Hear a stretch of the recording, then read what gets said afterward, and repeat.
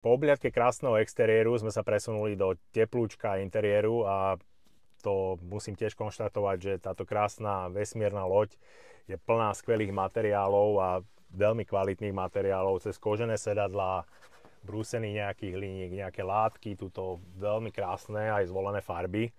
V tých sedačkách sa veľmi dobre sedí, aj väčší človek ako ja si vôbec nemusí robiť starosti, úplne som sem zapadol aj v zátačkách, pekne ma to sedadlo podržalo. Máme tu dva druhy displeja. Na jednom displeji nám ukazuje krásne všetky informácie, inak mimochodom teraz máme naštartované, takže počujete, že je to úplne tiché.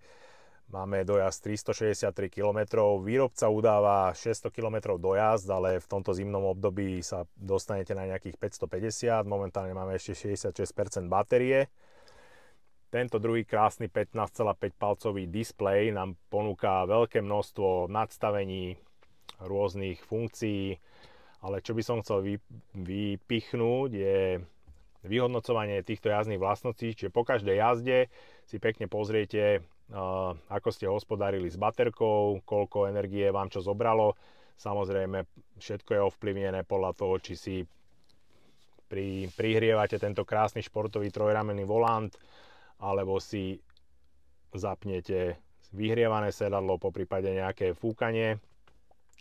Všetko to je krásne. Odkladacích priestorov, ešte to dám dole, takto.